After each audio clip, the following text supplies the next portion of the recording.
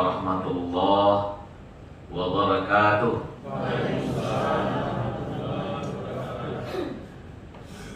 Alhamdulillahilladzi an'ama 'alaina bi ni'matil imani wal islam. Asyhadu an la ilaha illallah wahdahu la syarika lah wa asyhadu anna Muhammadan 'abduhu wa rasuluhul mab'uts rahmatan lil alamin. Allahumma shalli ala Muhammad wa ala alihi wa sahbihi ajma'in. Amma ba'd. Yang sama-sama kita hormati bapak-bapak kita dari Ban, Pak Hadan, Pak Epi yang depan mendampingi saya, Bapak Ibu, seluruh keluarga besar inspektorat yang dirahmati Allah. Bersyukur kita kepada Allah Subhanahu wa taala pada pagi hari ini kita dipertemukan oleh Allah di dalam aula kita yang megah ini. Mudah-mudahan pertemuan kita ini diberkahi dan diridhoi oleh Allah Subhanahu wa taala. Salawat beri salam sudah kita mohon kepada Allah, kiranya selalu tercurah untuk Nabi Allah Nabi Muhammad sallallahu alaihi wasallam. Korban itu berasal dari kata qaraba. Ada kata yang qarib, dekat. Kurban, ada korban, ada kurban. Jadi semakin besar yang kita korbankan, kita semakin dekat. Nah, kira-kira kita mungkin satu ini dulu antaranya. Kalau kita berkorban lebih besar, semakin dekat kita kepada Allah Subhanahu wa taala. Contoh yang mungkin kita sama-sama rasakan pada dulu, ketika kita bangun di tengah malam pada 2/3 malam itu, katakanlah jam 2 atau jam setengah 3, ketika orang sedang tidur nyenyak, ketika suasana begitu dingin di malam hari kan, ngantuk yang berat, kemudian kita mau berkorban, mengorbankan, melawan diri kita, bangun kita, nah, kemudian kita salat tahajud ya, itu kan terasa dekat kita dengan Allah daripada salat kita yang lain. Jadi semakin besar pengorbanannya semakin dekat. Orang yang salat di rumah di depan TV misalnya, dengan orang yang pergi ke masjid melakukan salat, ini akan berbeda rasa dekatnya. Rasa dekat itu kan kekhusukan juga. Kalau ibu-ibu maghrib itu nonton TV sinetron yang bagus-bagus, didengar ya, yang indah, yang bersambung ya. Hari ini ceritanya bersambung lagi. Kemudian kita sholat maghrib, kita setel TV, kita dekat itu aja sholat maghrib. Allahu Akbar. Pas iklan kita takbir langsung, karena kita tidak ingin lepas. Pas selesai iklan, assalamualaikum. Nah, tidak ada pengorbanan sebenarnya, dan salahnya tidak usul. Tapi kalau kita jalan ke masjid bersengaja, jelang waktu masuk kita siap-siap, ini ada pengorbanan untuk itu. Ini kan masuk, jadi ada pengorbanan, ada yang kita korbankan, sehingga akan salat kita itu akan lebih khusyuk daripada kita tidak ada pengorbanan sekali. Orang yang pergi ke Mekah pada minggu, baik umrah maupun haji, banyak beberapa yang pergi. Ketika pulang haji itu atau orang umrah itu, dia akan bercerita, sembahyang Allah di Masjidil Haram di Usra pada aslinya. Cerita. Iya. Salat kita di Masjid Nabawi, ieu masuk kusuk pada waktu. Nah, pengorbanan tadi. Kita korbankan uang. Haji sekarang mengorbankan ONH-nya, uangnya, dikorbankan waktunya, dikorbankan ditinggalkan anak-anak yang dia cintai untuk semakin dekat kepada Allah. Kedekatan. Nah, jadi itu pada Ibu. Jadi kalau sekarang Bapak dan Ibu, saya bertanya kepada Bapak dan Ibu sekarang, siapa yang paling kita cintai dalam hidup kita? Nah, ini pertanyaan. Nah, siapa Bu? Saya ingin Ibu-ibu, Bapak-bapak bisa menjawab. Siapa yang paling kita cintai dalam hidup kita? Siapa? Siapa? Siapa Bu? Istri, Pak. Nah, yakin. Siapa istri? Terus juga saya.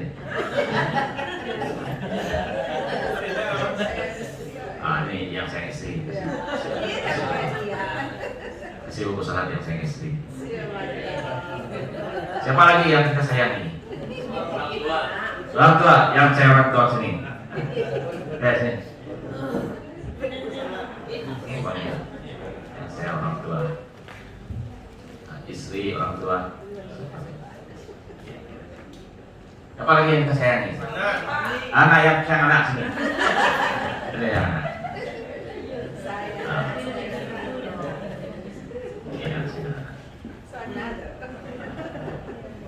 Ya, siapa lagi? Suami yang saya suami istri. Ayo.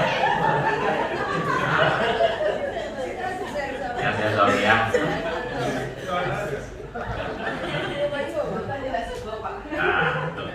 Nanti di rekaman dia menjadi nanti itu. Sayang siapa lagi?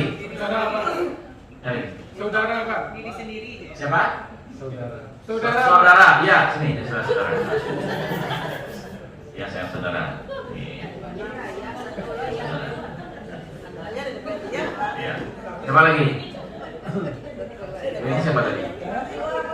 Siapa? Allah ya. Ya. Ini saya Allah. Saya Allah terakhir ya Pak. Iya, saya Allah. Jadi Bapak Ibu, ada satu surat dalam Al-Quran. Kalau saya nyatakan surat itu surat cinta. Ada yang tahu nggak? Siapa yang tahu? Ini hadiahnya suami. Kalau depan. Surat berapa? Surat apa? Nah, tahu ya, saya bacakan sedikit awalnya. A'udzubillahi minasyaitonir rajim. Bismillahirrahmanirrahim. Qul in kana aba'ukum wa abna'ukum. Hah? Ali Imran. Surat apa? Atau apa? Ali Imran. Atau apa?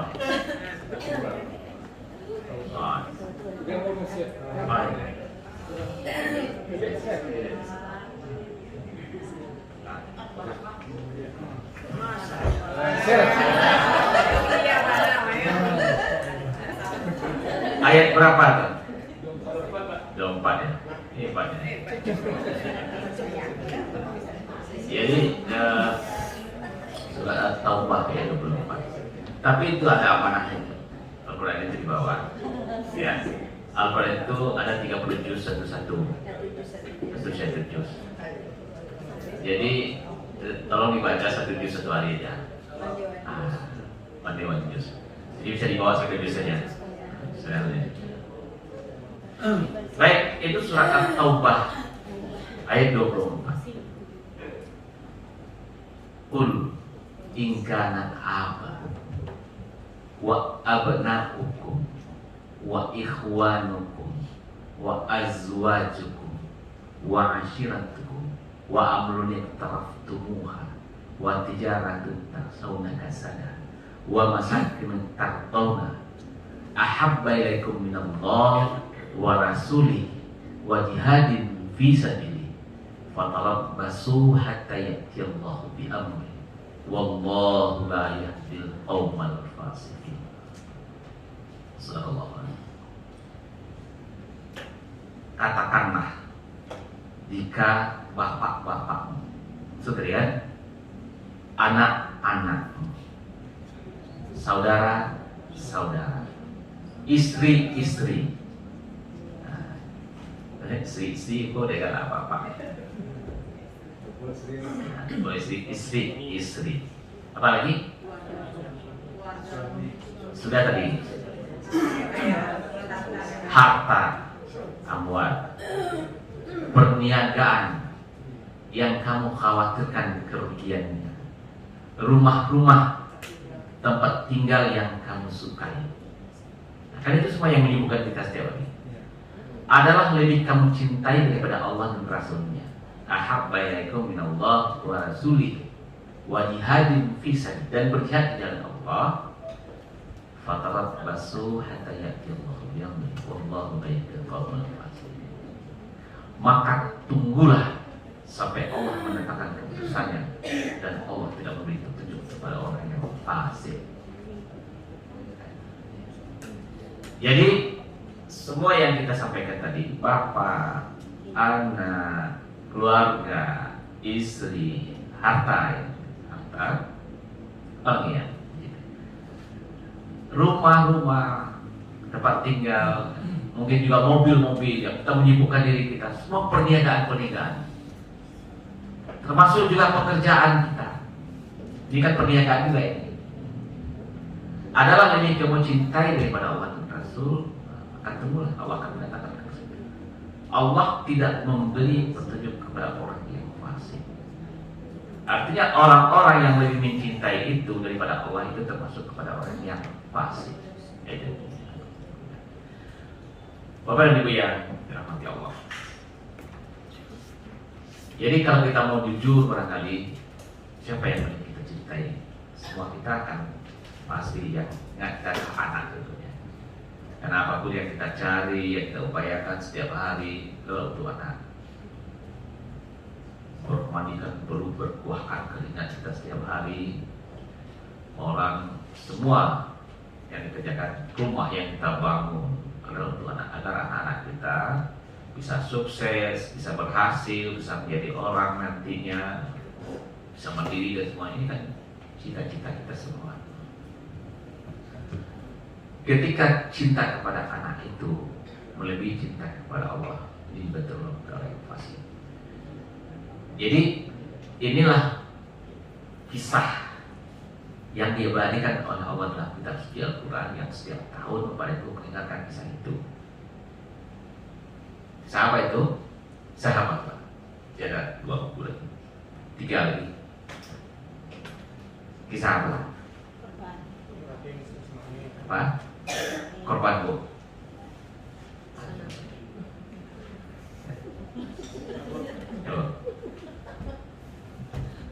Korbannya siapa?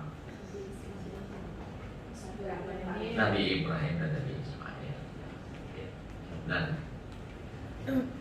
jadi itu yang setiap tahun kita mendengarkan. Bagaimana seorang Nabi Ibrahim yang begitu susah untuk mendapatkan seorang anak sampai usia beliau semakin tua, dan setiap malam berdoa kepada Allah, Rabbi habli minas salihin, Rabbi habli minas salihin. Kenapa Nabi Ibrahim mendambakan sekali kehadiran seorang putra dalam hidupnya? Bukan apa-apa, beliau menginginkan ada nanti akan melanjutkan perjuangan beliau untuk menegakkan kalimat tauhid. Hanya itu yang penting, kekhawatiran Nabi Ibrahim. Nah, sehingga Bapak dan Ibu setiap malam berdoa kepada Allah.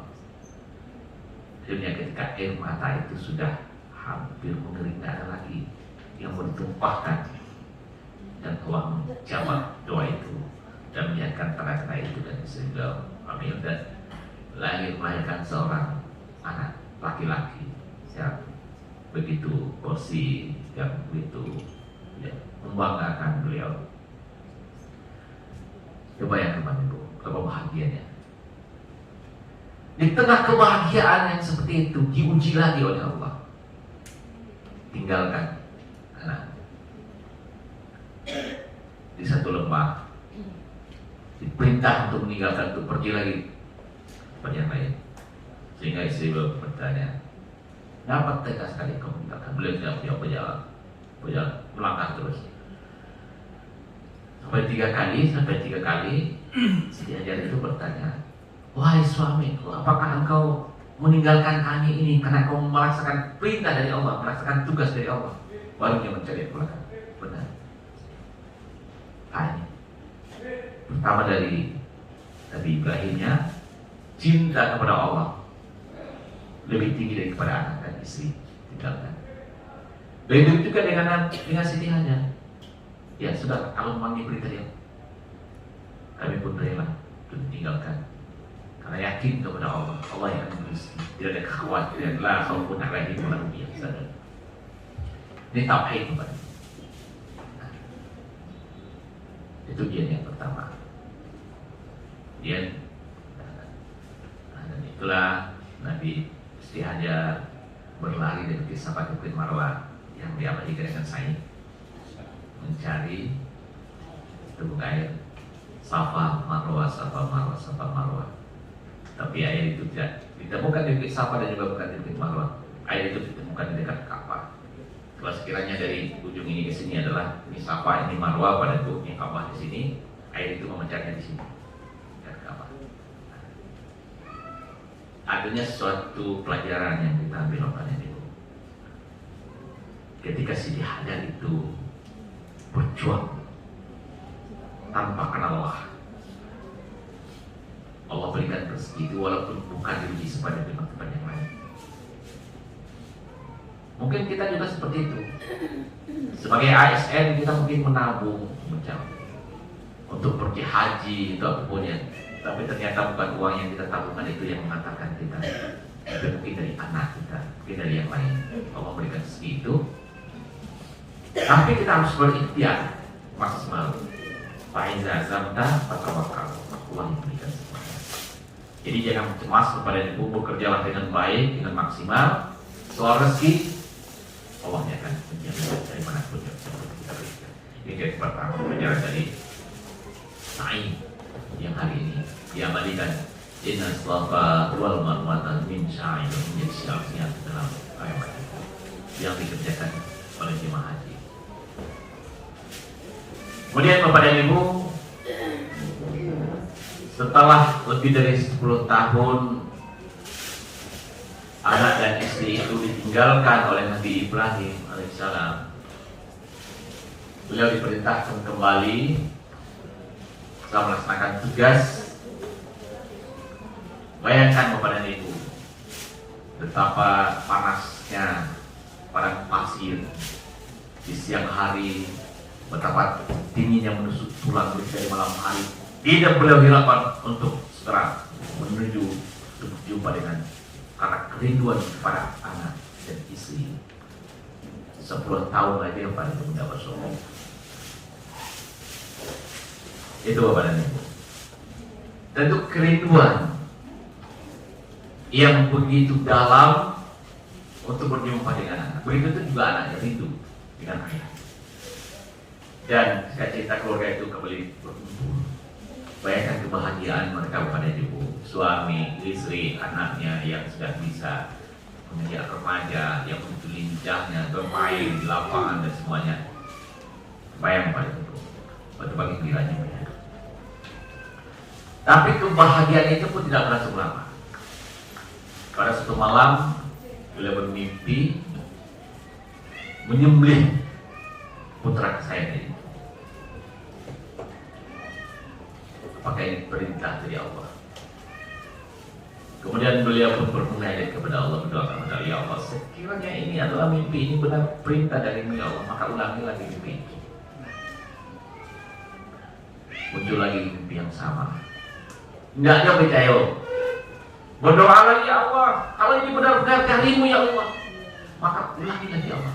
Masih muncul mimpi. Bayangkan Bapak Ibu. Artinya benar-benar beliau yakin bahwa beliau diperintah oleh Allah untuk menyembelih putra kesayangan. Berat tidak Bapak Ibu? Ini perintah Allah. Ini ujian tadi. Cinta kepada Allah, cinta kepada anak. Kayak itu. Dan dibicarakan, dimusyawarahkan oleh anaknya. Coba bayangkan Bapak Ibu. Kita mau mengeksekusi anak kita, besok ada bagian yang kira-kira seperti itu. Bangun dari pedang. Kalau anak awan itu tak makan buahnya lari. Lagi lupa namanya, larinya. Safe. Tapi apa kata Nabi Ismail? Oh, laya abatifal matu malu satajiduni insyaallah minas sabirin.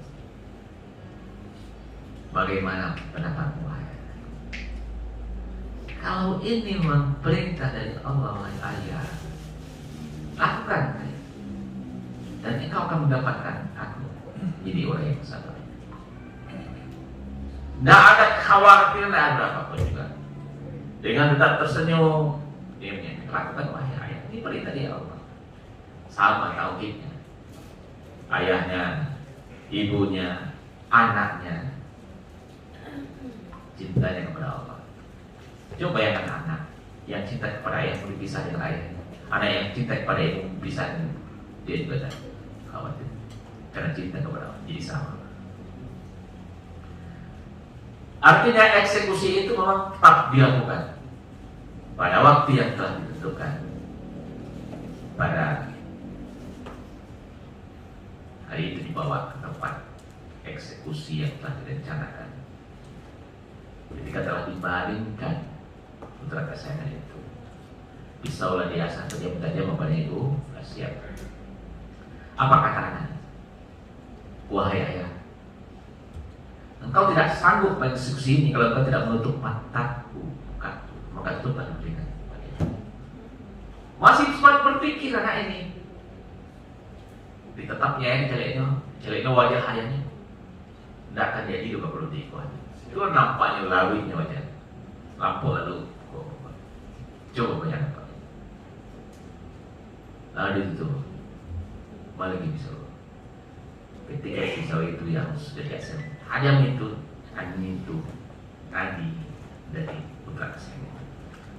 Ketika bergemuruh suara, Ibrahim, engkau telah membenarkan mimpi itu.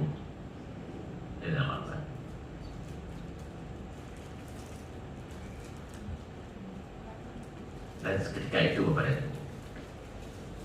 inilah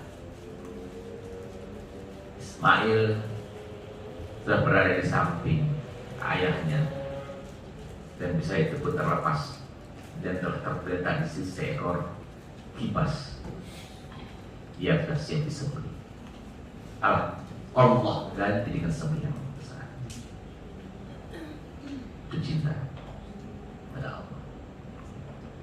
Dan inilah semuanya mana dan bergembira dan bersyukur dan bertakbir kepada Allah Subhanahu wa taala. Saya mohon Allahu Akbar, Allahu Akbar, Allahu Akbar.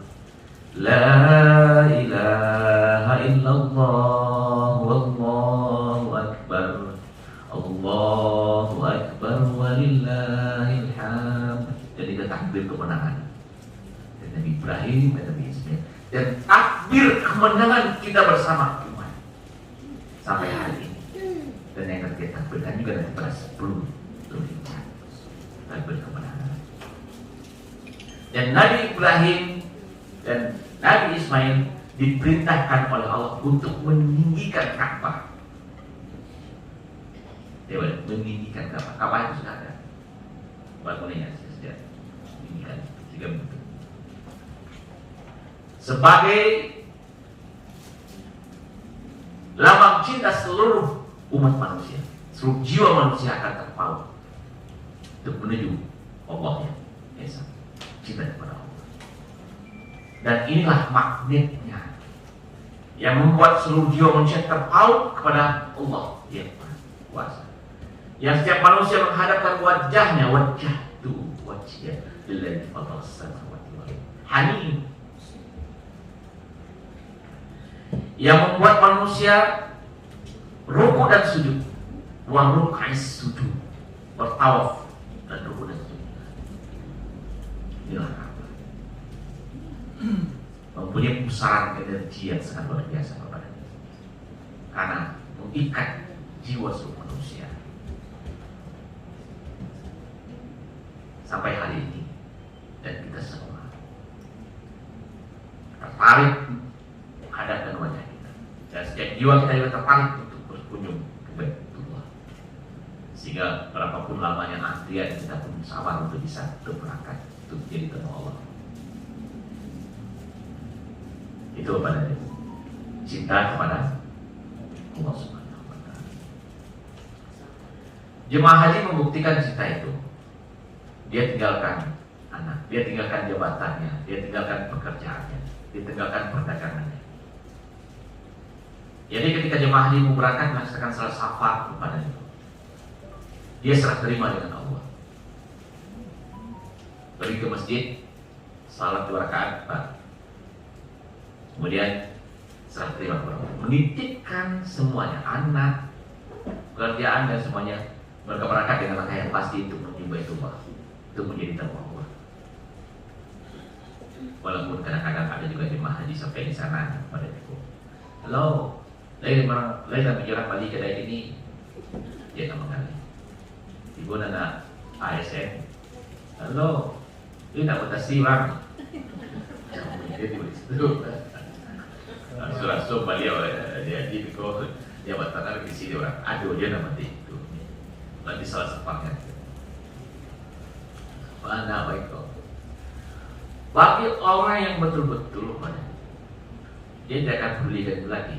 Sampai di sana dia sudah siap untuk beribadah. Mati pada saat itu sudah siap betul. Dan ingatnya lagi kepada keluarga yang dia mau pulang ada.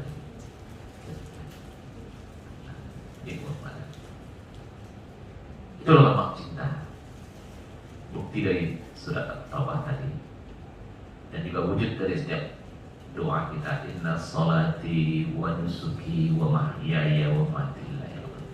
Itu Allah. Cinta kepada Allah.